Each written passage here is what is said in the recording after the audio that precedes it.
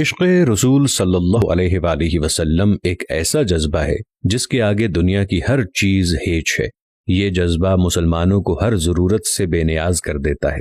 مسجد نبوی شریف کے احاطے میں 4 پولیس والے کسی کا انتظار کر رہے ہیں۔ پھر ایک شخص نمودار ہوا تو پولیس والوں نے بھاگ کر اسے قابو کر لیا اور اس کے ہاتھ جکڑ لیے۔ اس نوجوان نے کہا، جناب خدا را مجھے دعا اور توسل کی اجازت دے دو، میری بات سن لو، میں کوئی بھکاری نہیں ہوں، نہ چور ہوں۔ پھر وہ جوان چیخنے لگا۔ میں نے اسے غور سے دیکھا تو ایسے لگا جیسے میں اسے جانتا ہوں۔ میں بتاتا ہوں کہ میں نے اسے کیسے پہچانا۔ دراصل میں نے اسے کتنی ہی بار بارگاہ رسالت صلی اللہ علیہ وآلہ وسلم میں روتے ہوئے دیکھا تھا۔ یہ ایک البانوی نوجوان تھا جس کی عمر 35 یا 36 سال کے درمیان تھی۔ اس کے سنہری بال اور ہلکی سی داڑھی تھی۔ میں نے جرأت کر کے پولیس والوں سے کہا، جب اس کا کوئی جرم نہیں ہے تو تم اس کے ساتھ ایسا سلوک کیوں کر رہے ہو؟ آخر کیا الزام ہے اس پر؟ انہوں نے مجھے سختی سے کہا، ارے او ترک، تو پیچھے ہٹ، اس معاملے میں بولنے کا تجھے کوئی حق نہیں۔ لیکن میں نے پھر سے کہا، آخر اس کا تمہارے ساتھ کیا مسئلہ ہے؟ کیا اس نے کوئی چوری کی ہے یا کوئی جرم کیا ہے؟ بتاؤ تو صحیح۔ ایک سپاہی نے کہا، نہیں، یہ بندہ 6 سال سے ادھر مدینہ شریف میں رہ رہا ہے، لیکن اس کا یہ قیام غیر قانونی ہے۔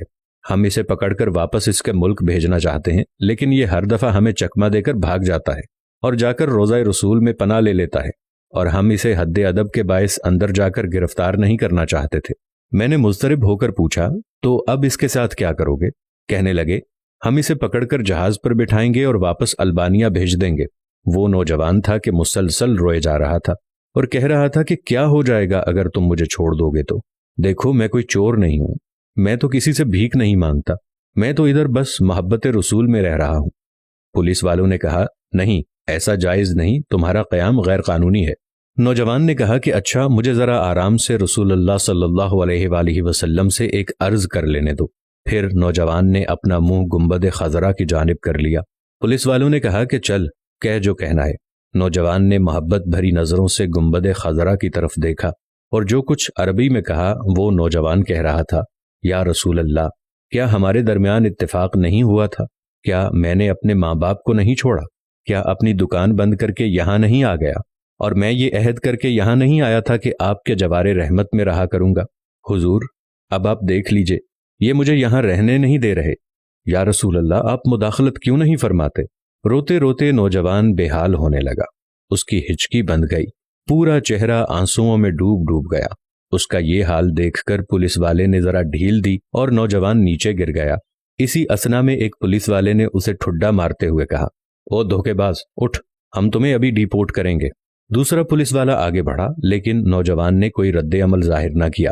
میں نے پولیس والوں سے کہا، لگتا ہے یہ بے ہوش ہو گیا ہے، یہ نہیں بھاگے گا، تم پانی لاؤ اور اس کے چہرے پر ڈالو۔ اس کے چہرے پر پانی ڈالنے کے باوجود نوجوان کوئی حرکت نہیں کر رہا تھا۔ پولیس والے گھبرا گئے۔ ایک نے کہا، اسے دیکھو تو صحیح، کہیں یہ مر ہی نہ گیا ہو۔ دوسرا پولیس والا کہنے لگا، اسے ہم نے کون سی ایسی ضرب لگائی ہے جس سے یہ مر جائے گا؟ پھر انہوں نے ایمبولنس والوں کو فون کیا۔ وہ ادھر سامنے والے 7 نمبر گیٹ سے ایک ایمبولنس لے آئے۔ رضاکاروں نے نوجوان کی شہرگ پر ہاتھ رکھ کر حرکت نوٹ کی اور نبض چیک کی تو کہنے لگے، اسے تو مرے ہوئے کم از کم 15 منٹ گزر چکے ہیں۔ اب پولیس والوں کی یہ حالت تھی کہ وہ جیسے مجرم ہوں، نیچے بیٹھ گئے اور رونے لگے۔ وہ منظر بھی دیکھنے والا تھا۔ ان میں سے ایک تو اپنے دونوں زانوؤں پر ہاتھ مارتے ہوئے کہتا تھا، ہائے، ہمارے ہاتھ کیوں نہ ٹوٹ گئے، کاش ہمیں معلوم ہوتا کہ اسے رسول اللہ صلی اللہ علیہ وآلہ وسلم سے اتنی شدید محبت ہے۔ ہائے، ہمارے ہاتھ ٹوٹ کیوں نہ گئے، ہم نے اس عاشق رسول پر کیوں اتنی سختی کی۔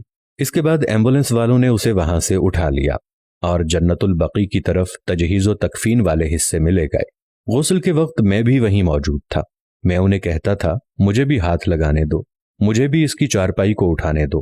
جب جنازہ تیار ہو کر نماز کے لیے جانے لگا تو پولیس والوں نے مجھے کہا، ہم نے جتنا گناہ اٹھایا ہے بس اتنا ہی کافی ہے، اسے ہمارے سوا اور کوئی نہیں اٹھائے گا، شاید اسی طرح ہمیں آخرت میں کچھ رعایت مل جائے۔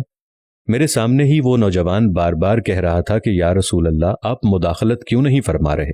دیکھا، رسول اللہ صلی اللہ علیہ وآلہ وسلم نے مداخلت فرما دی اور ملک الموت نے اپنا فریضہ ادا کر کے اسے آپ تک ہمیشہ کے لیے پہنچا دیا۔